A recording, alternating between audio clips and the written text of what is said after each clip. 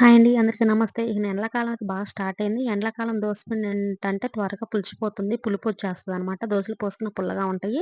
నేనైతే పులిసినప్పుడు పిండి ఇలా చేస్తాను. మామూలుగా యాక్చువల్‌గా నాకైతే దోసపిండి పిలవదు. ఈరోజు ఎందుకో పులిసిందనమాట. పులుపనిపిస్తున్నాయి దోసలు పోసుకుంటే.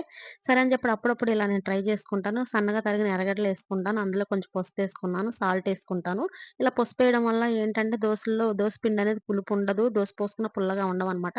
కావాలంటే సోడా ఉప్పు గూడా యాడ్ చేసుకుంటారు కొంతమంది. ఇంకా సోడా ఉప్పు యాడ్ చేసుకుంటే దోసలు ఇంకా మెత్తగా బావుంటాయి. నా దగ్గర సోడా ఉప్పు ఉంది గానీ నేనైతే పెద్దగా యూజ్ చేయను. దోస పిండిలో దేనికి గూడా సోడా ఉప్పు అయితే వాడననమాట.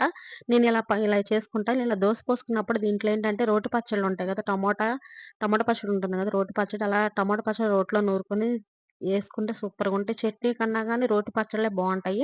కొత్తిమీర పచ్చడి లేదా టమాటా పచ్చడి ఎండుమిరపకాయలేసుకొని నూరుకుంటే ఈ దోసలు తినటానికి గూడా చాలా బావుంటాయి. దోస గూడా పులుపుండదనమాట. బావుంటది దోస గూడా. మేమైతే చట్నీ కంటే రోటి పచ్చళ్ళు ఎక్కువ తింటాం. మేము అలాగే ఇష్టపడతాం అనమాట. నచ్చితే ఒక లైక్ చేయండి. కొత్త వాళ్ళకి చూస్తున్న ఛానల్ సబ్స్క్రైబ్ చేయండి మర్చిపోకండి.